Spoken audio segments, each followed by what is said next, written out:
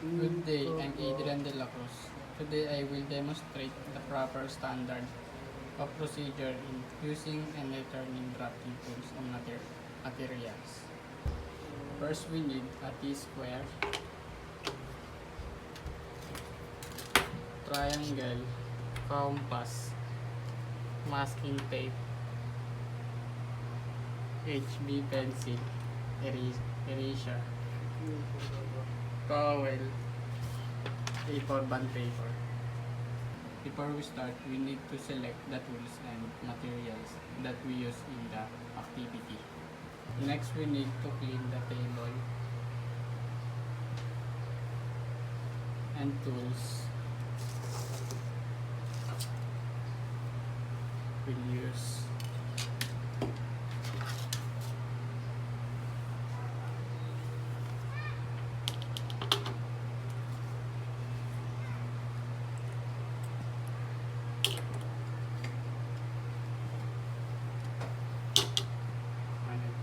And after that, we need to wash our hands before we start.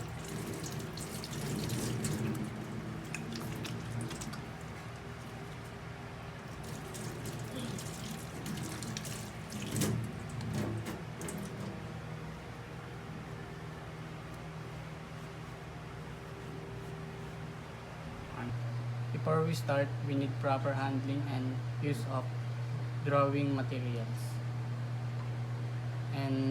And now I will demonstrate the proper handling and use of tools. Hindi ko na ba ganyan? Hindi na. Ituloy mo muna kasi di ba ka natin napapanood eh. Ituloy mo yan ah. If you have a mistake, this is the proper use of eraser. Kasi may eraser din dito eh.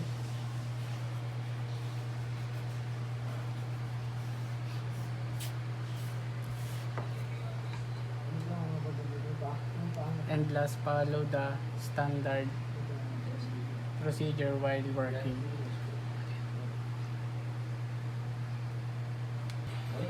And last, follow the standard procedure while working.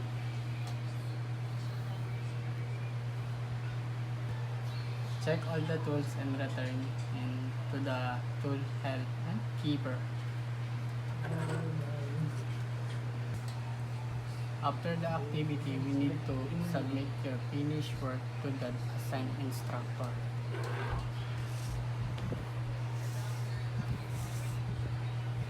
And last, we need to clean our workstation and turn off the equipment.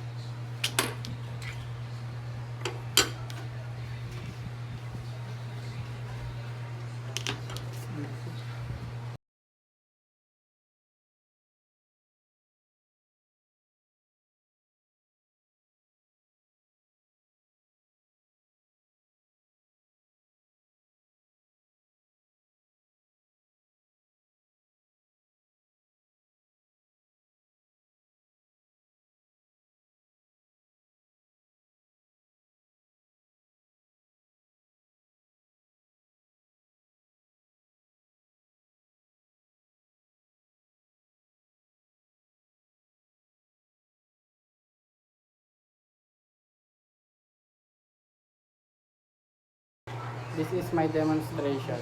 Thank you.